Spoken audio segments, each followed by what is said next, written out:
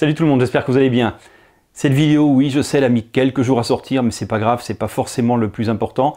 Ce qui compte, c'est d'essayer de donner le maximum d'informations pertinentes pour vous orienter vers le meilleur choix en fonction de vos besoins, si vous êtes évidemment acheteur potentiellement d'un iPhone 12. Alors ce téléphone, il a été annoncé bien évidemment lors de l'Apple Event de mi-octobre, comme c'était attendu. On a eu un seul autre produit annoncé ce jour-là, c'est l'HomePod Mini à 99 €. Mais je ne vais pas parler de cette mini enceinte connectée, c'est pas le sujet de la vidéo. Sinon, le reste de l'event a été entièrement consacré à l'iPhone 12. Ce téléphone, eh bien finalement pas beaucoup de surprises sur un certain nombre de points. On connaissait déjà son design et on savait déjà qu'il allait se décliner en 4 versions différentes, que sont l'iPhone 12 mini de 5,4 pouces, l'iPhone 12 et l'iPhone 12 Pro de 6,1 pouces et l'iPhone 12 Pro Max de 6,7 pouces. Avec évidemment deux grandes déclinaisons au sein de la gamme iPhone 12, comme c'était le cas notamment l'année dernière, le modèle Pro et le modèle non Pro. Sachant que les modèles Pro s'adressent plus précisément, comme leur nom l'indique, à des professionnels de l'image, notamment de la photo et de la vidéo. Pour ce qui est du design, aucune surprise, nous allons retrouver un design donc qui est certes proche de ce qu'il y avait sur l'iPhone 4, mais c'est surtout un design qui est identique à ce que nous avons retrouvé cette année sur les iPad Pro et sur l'iPad Air 4 annoncé il y a un mois. Un design très agréable, moi je le trouve vraiment très beau, il plaît à beaucoup de monde d'ailleurs. Alors point très positif sur les modèles 2020, tous les modèles d'iPhone auront le droit à une dalle OLED Super Retina XDR. Par contre, il n'y aura pas de 120 Hz, pas même de 90 Hz. Comme le pensent la plupart, à mon avis, c'est tout simplement parce qu'Apple a privilégié l'autonomie à une dalle avec un taux de rafraîchissement supérieur. C'est dommage parce qu'aujourd'hui, tous les téléphones haut de gamme ont droit au minimum à du 90 Hz, et c'est vrai que de ce côté-là, c'est quand même dommage. Maintenant, je vous l'ai déjà dit en plusieurs vidéos, les téléphones, c'est souvent une histoire de compromis. Ce que l'on va également retrouver sur cette façade avant, c'est malheureusement l'encoche. Mais là aussi, la technologie de Face ID ne permet pas de faire autrement. Les 4 modèles auront un écran recouvert de Ceramic Shield. Donc c'est une dalle qui est censée être beaucoup plus résistante. Bon, a priori, c'est quelque chose qui ressemble fortement au Gorilla Glass 7, mais avec un nom différent. Après, rien n'est incassable, donc il ne faut pas non plus s'imaginer que le téléphone va être indestructible. Nous allons bien évidemment retrouver la puce A14, cette fameuse puce qui a été annoncée il y a un mois avec l'iPad Air 4, donc la puce la plus puissante de la gamme Apple actuellement, une puce gravée en 5 nanomètres, donc effectivement, comme je vous disais, plus de puissance, mais aussi une meilleure gestion de l'énergie. Vous n'aurez pas pu le louper cette année si vous avez regardé l'Apple Event, ils ont martelé à tour de bras la 5G, la 5G, la 5G, c'était pratiquement comme si Apple avait inventé la 5G. Autre point qui est aussi intéressant, parce que ce n'est pas toujours le cas des modèles haut de gamme sous Android, c'est selon les marques oui ou non, il y aura du Wi-Fi 6, donc là aussi c'est un très bon point. Par contre, le port Lightning, lui, sera toujours présent. Et oui, le port Lightning ne disparaît toujours pas, c'est un peu une arlésienne. En même temps, je pense comme certains que le jour où le port Lightning va disparaître, il n'y aura plus de port du tout. Je ne pense pas qu'il fasse la transition vers le port USB-C sur les téléphones. Et ce qui me fait un peu penser à ça, c'est qu'ils nous ont annoncé en parallèle de cet Apple Event la technologie MagSafe. Alors, aucune nouveauté dans cette technologie, en fait c'est de la recharge sans fil, mais ils ont introduit dans ces iPhone 12 des petits aimants à l'intérieur des iPhones, et MagSafe c'est tout simplement un chargeur magnétique, et il vient se coller sur l'arrière de l'iPhone 12, exactement à l'endroit où il doit être positionné pour que la recharge soit optimale. Alors, on va rester sur cette histoire de chargeur, parce que comme sur les Apple Watch, il n'y aura plus de bloc de recharge dans les boîtes des iPhone 12. Que ce soit les 12 ou les 12 Pro. Donc il vous faudra soit un chargeur que vous possédez déjà, le câble qui est fourni c'est du Lightning vers de l'USB-C, donc tout le monde n'aura pas forcément le chargeur avec la prise USB-C. Si vous devez en acheter un, alors par contre Apple a quand même baissé les tarifs et le chargeur sera vendu 25 € sur la boutique Apple. Et ils ont également présenté, mais il n'est pas encore disponible à la vente, un petit chargeur de voyage que j'ai trouvé très sympa, chargeur pliable, et vous pouvez sur un côté recharger un iPhone et de l'autre côté recharger une Apple Watch. Je le trouve vraiment très sympa, très pratique, c'est vrai qu'en voyage il devrait être vraiment agréable. Par contre ce que je crains c'est que ce chargeur, aussi sympa soit-il, c'est qu'il coûte très cher.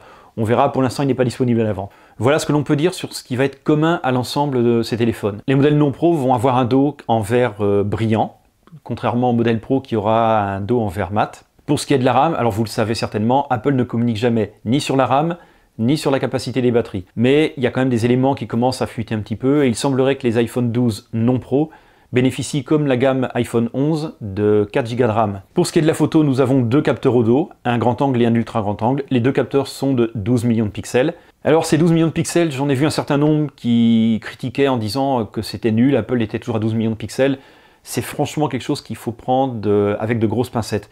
Le nombre de millions de pixels ne veut absolument rien dire sur le résultat du rendu de vos photos. Prenez les téléphones Pixel tout simplement, le capteur principal des Pixel 4a ou des Pixel 5, ce sont des capteurs de 12 millions de pixels. Et pourtant, ce sont les meilleurs photophones du marché, donc c'est bien la preuve que ce qui fait la qualité, c'est pas le nombre de millions de pixels, mais ce sont les algorithmes qu'il va y avoir derrière.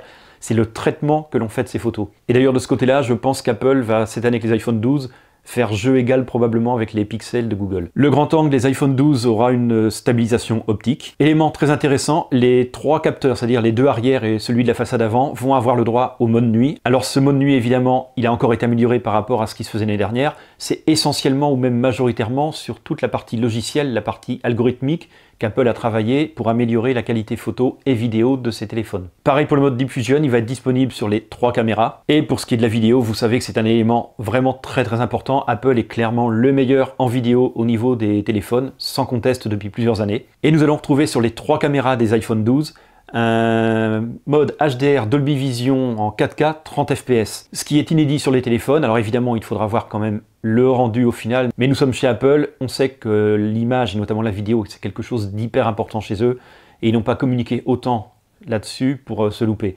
Donc attendons les premiers résultats pour avoir quelque chose de concret, mais on sait que ça va être bon. Et pour ce qui est de la capacité à filmer d'une façon générale, eh bien c'est de la 4K 60 fps qui est disponible. Côté tarif, l'iPhone 12 mini débute chez nous à 809 € en 64 Go de stockage et l'iPhone 12 à 909 €, lui aussi en 64 Go de stockage. La disponibilité ne sera pas la même. L'iPhone 12 de 6,1 pouces, il est en précommande depuis le 16 octobre. Il sera disponible à la vente le 23 octobre. Par contre, l'iPhone 12 mini ne sera en précommande qu'à compter du 6 novembre et il sera disponible le 16 novembre si je ne dis pas de bêtises. Alors au chapitre des regrets, c'est quand même le fait que nous soyons toujours sur la version de base sur du 64 Go.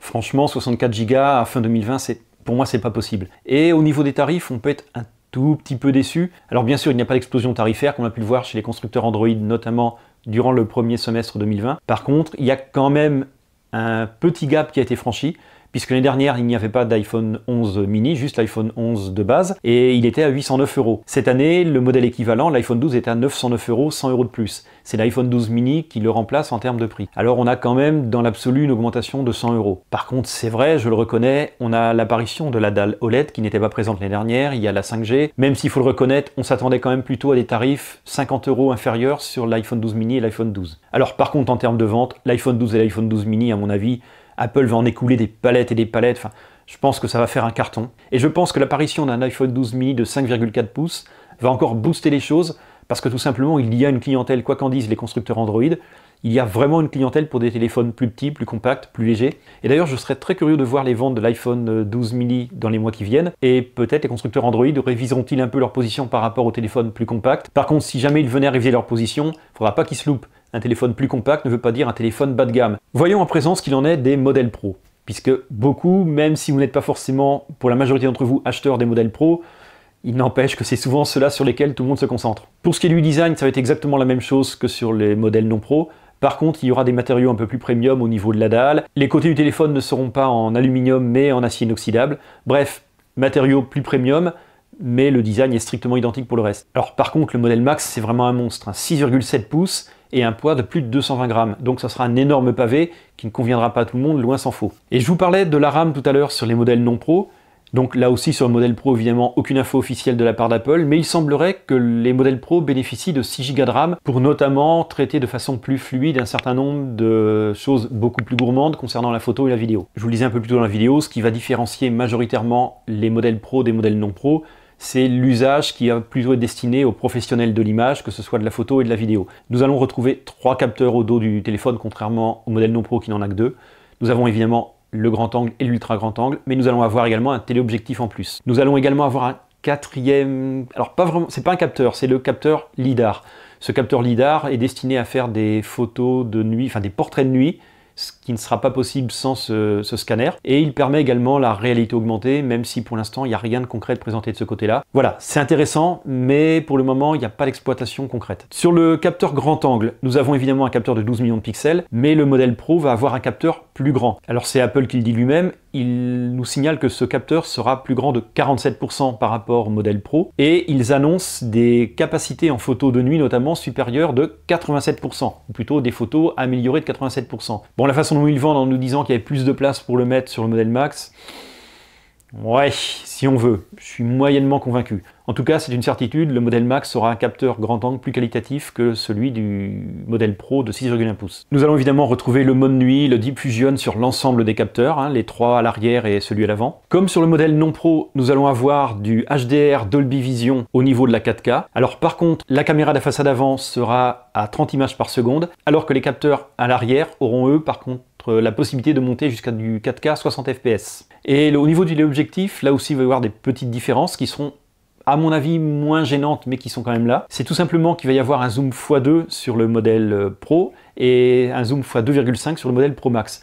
Ce qui vous donne des équivalents 52 mm sur le modèle Pro et 65 mm sur le modèle Pro Max. D'ailleurs, je reviens sur une petite chose, je vous ai dit que le mode nuit était disponible sur l'ensemble des capteurs. Il semblerait que ça ne soit pas le cas sur le téléobjectif. Le grand angle et le téléobjectif vont bénéficier d'une double stabilisation optique. Et au niveau du modèle Max, et uniquement du modèle Max, eh bien, le grand angle va bénéficier d'une stabilisation par déplacement du capteur. Donc une meilleure stabilisation encore, mais uniquement sur ce modèle. Ce qui là aussi est quand même très dommage et fait grincer beaucoup de dents. Sinon, pour les deux modèles Pro, nous allons voir l'apparition d'un modèle Pro RAW. Alors pour ceux qui font de la photo, vous savez ce qu'est le format RAW, c'est un format natif qui contient beaucoup plus d'informations et qui vous permet de retoucher de façon beaucoup plus importante les photos. Pour ce qui est des tarifs, l'iPhone 12 débute à 1159 € et l'iPhone 12 Pro Max à 1259 €. C'est-à-dire exactement le même prix que l'année dernière. Donc par contre, et ça c'est une très bonne chose, il débute à 128 Go, là où c'était 64 Go l'année dernière. On peut dire que sur les modèles Pro, par contre, Apple a réussi à non seulement à maîtriser les prix, mais même quelque part, allez, je vais pas aller jusqu'à dire qu'ils les ont baissés, parce que c'est pas le cas, mais à un prix identique, vous avez désormais 128 Go au lieu de 64 l'année dernière, vous avez le droit à de la 5G, vous avez des capacités photo et vidéo qui ont encore été améliorées. Apple a quand même fait de très bonnes choses sur les modèles Pro, il faut le reconnaître. Pour ce qui est de la disponibilité, comme sur les modèles non Pro, eh bien le modèle 6,1 pouces sera disponible aux mêmes dates que le modèle 6,1 pouces non Pro, c'est-à-dire disponible à la vente le 23 octobre. Par contre, l'iPhone 12 Pro Max, lui, ne sera disponible à la vente que le 16 novembre. En conclusion, ce que l'on peut dire de ces iPhone 12, eh bien c'est tout simplement que c'est une gamme que je trouve très intéressante. Par contre, je la trouve très intéressante pour 3 des 4 modèles, l'iPhone 12 mini, l'iPhone 12 et l'iPhone 12 Pro Max. L'iPhone 12 Pro de 6,1 pouces, je vous avoue que j'ai du mal à voir comment il se positionne. Pour moi, il n'a pas vraiment sa place dans ce schéma. À mon avis, si vous êtes un professionnel de l'image, c'est le modèle Max que vous prendrez parce que tout simplement, c'est celui qui bénéficie du maximum de nouveautés. Pour tout ce qui est vos photos, vidéos de famille, de souvenirs, de vacances, les modèles non pro vont vous donner des résultats excellents. Et honnêtement, je ne suis pas certain que vous réussissiez à avoir mieux avec les modèles pro.